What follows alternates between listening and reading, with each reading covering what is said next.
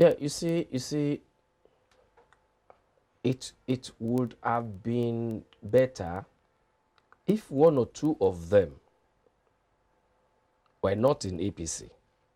Because when you look at APC, their activities, the way they organize themselves, the way they do things here and there, put together, APC is only good as an opposition party.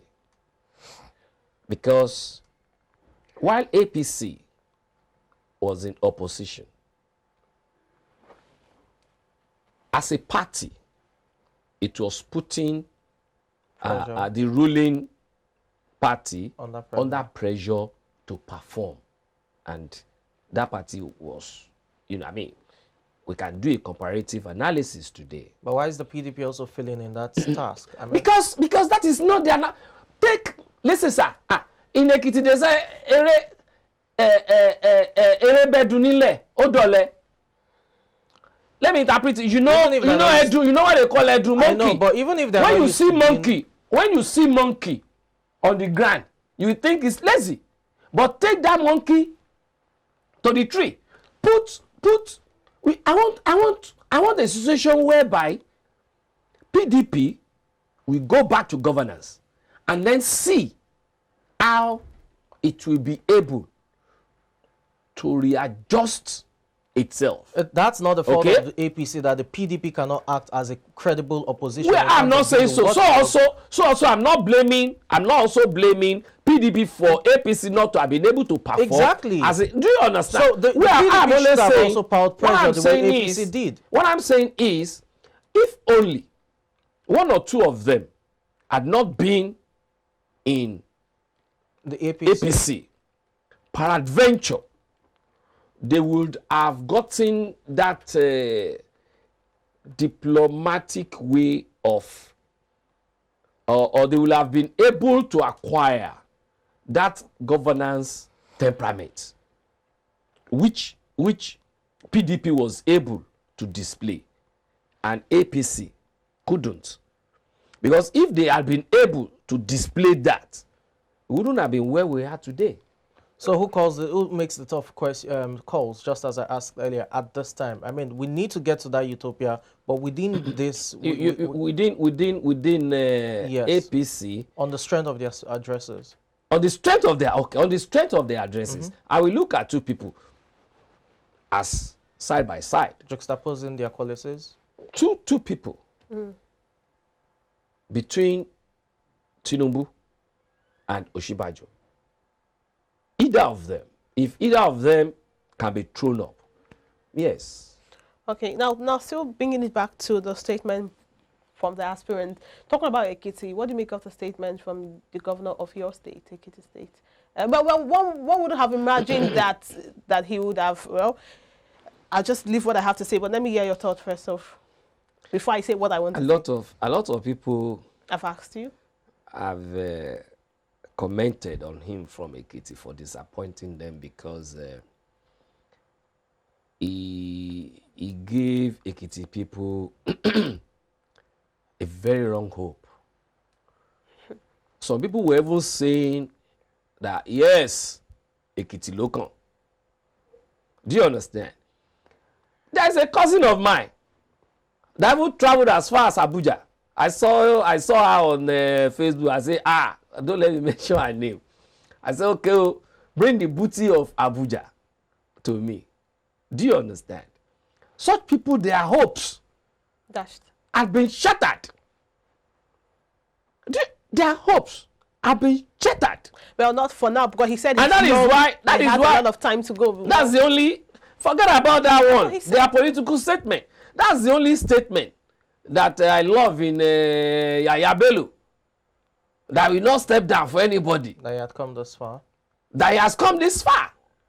And my brother, Bakari, he says, instead of stepping down, I am stepping up to be the next 16th president of Nigeria. The other time I said, God had told him that he's going to be the...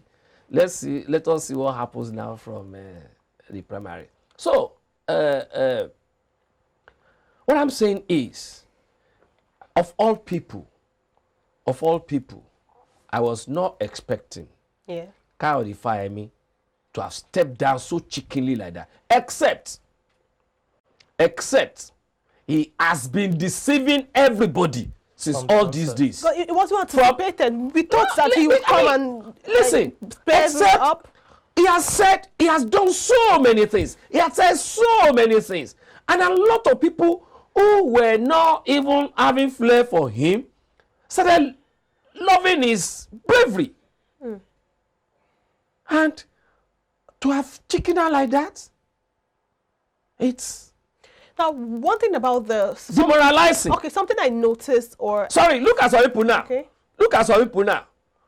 They were now saying, look, do you think because of that, Asiwaju will come to Ekiti to come and campaign for your installed candidate?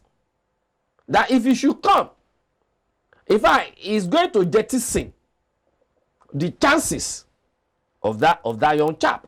all right, Dr. Dayo. Now, one thing that was obvious in my observation with the delegates, the aspirants, rather the aspirants, potential aspirants, was the easy way of stepping down. Now, Because could it be it wasn't their attributed to money. pressure? Somebody must have sponsored them Dr. Dayo, to that point so that they can step down. Dr. Dayo, even But if then what someone is the electoral sponsors value? you, What, do they have control on their delegates? Dr. Dayo, you mentioned political willpower earlier. So even you were sponsored to have to pick that from, of course, It you have is to part go of through a politicking. lot of stress. So Because stepping they have down been that paid. He has easy. been paid. Well, you Some people don't think it was pressure that caused it. some people might have been paid. Because for you to have gone so far, I listen to some of them now. I just don't want to mention names. I listen to some, you know, this one was sponsored just to boost the integrity, the willpower, the whatever, to boost their ego at that place. Well, even as votes are ongoing in terms of being counted, let's look at the process itself. Again, we've seen a process where you know it's highly monetized. The same thing you had with the PDP primaries. You even had Ayatuddin, you know, while stepping down, complaining that the process has been monetized, among others. Does this really call for transparency? Does this get us, you know, credible candidates who can emerge from parties without money? Now, you see, all said and done, politics, politicking, maneuvering, and all that doesn't come cheap. There's no place all over the world that you don't spend money. If you spend money and you also don't spend wisely, it takes you nowhere. When you spend money and you don't spend your money in a way to maneuver votes for your advantage, it takes you nowhere. All right? For whatever might have happened at the convention ground, I was not there. So I wouldn't know how much have been spent by different candidates. The only thing I can talk about effectively is that all of them that contested there had bought their form for 100 million naira. Whatever they have done thereafter, I cannot say.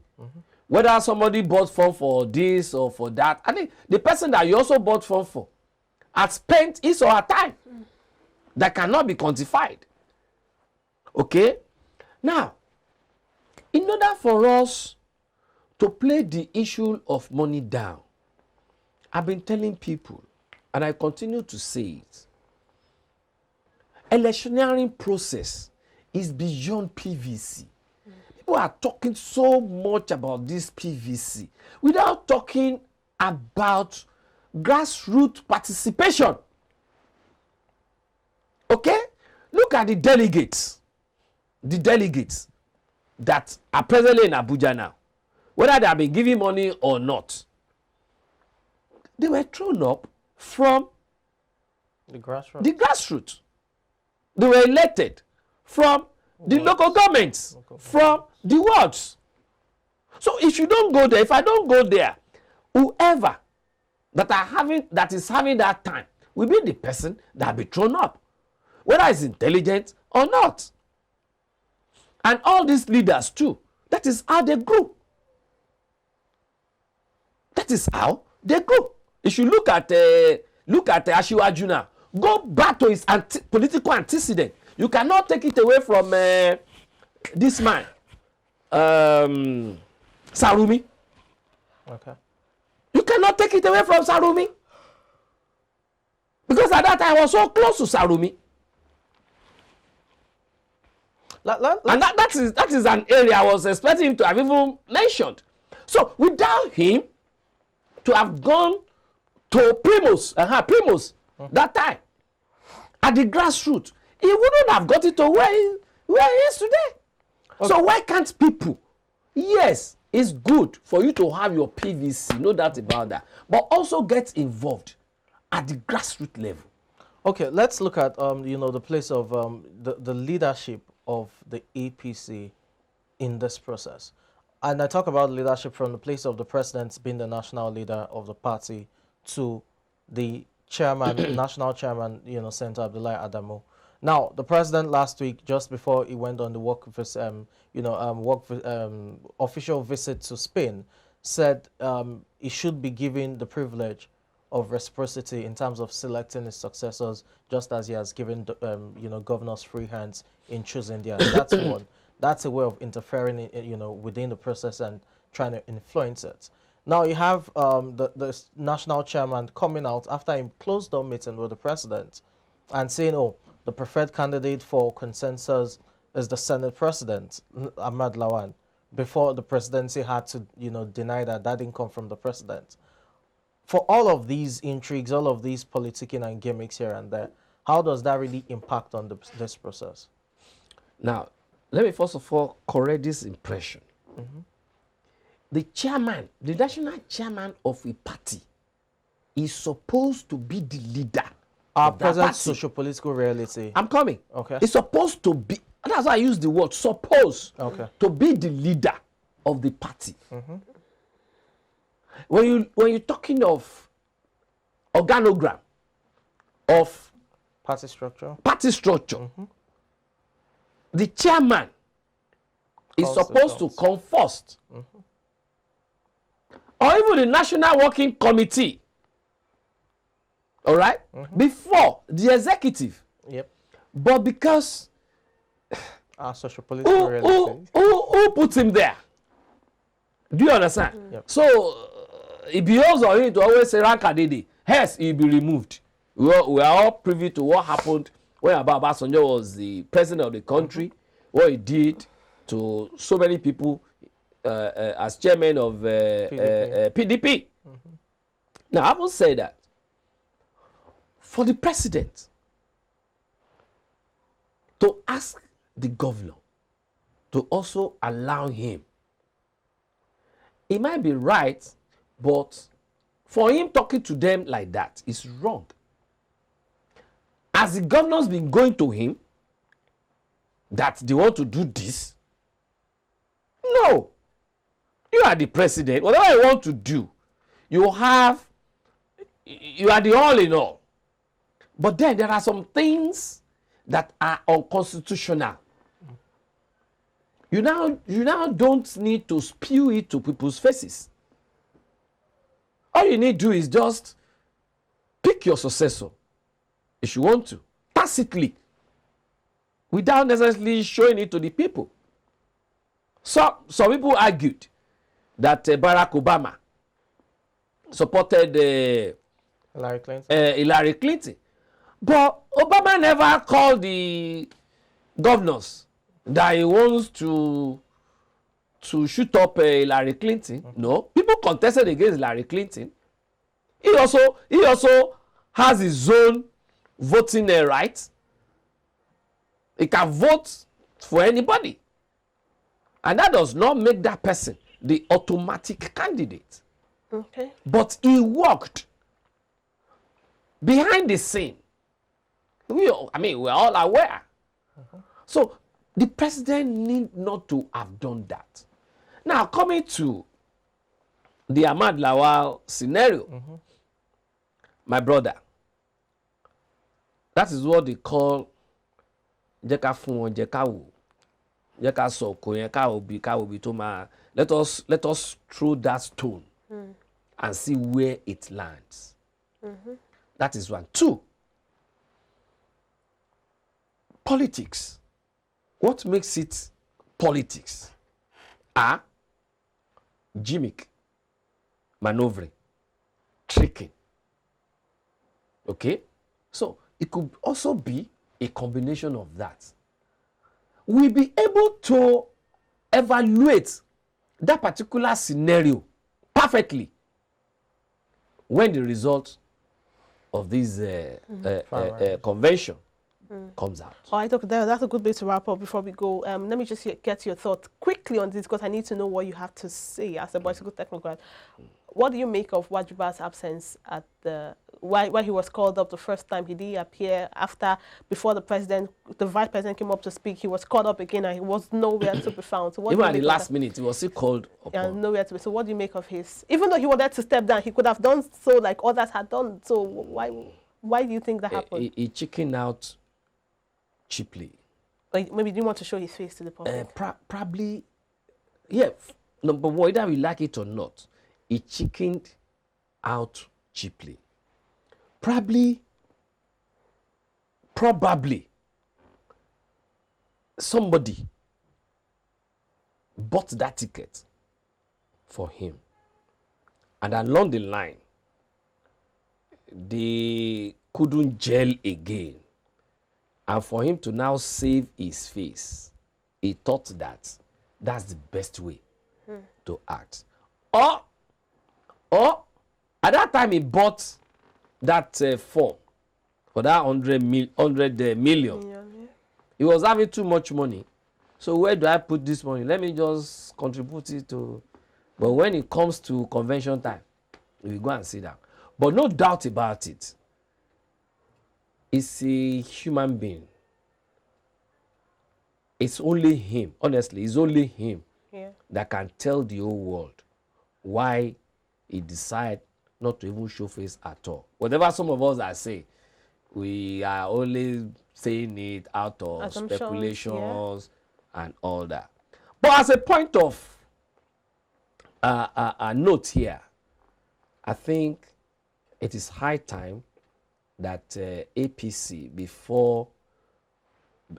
between now and the general election, it is high time that they up their game and stop playing politics with the life of Nigeria. Thank you so much, Dr. Dayo Kayode, for sharing your thoughts on this conversation. We appreciate your time in the studio. Thank you very much. It's my pleasure being here always. All right. You are the best. Thank you, Dr. Dayo.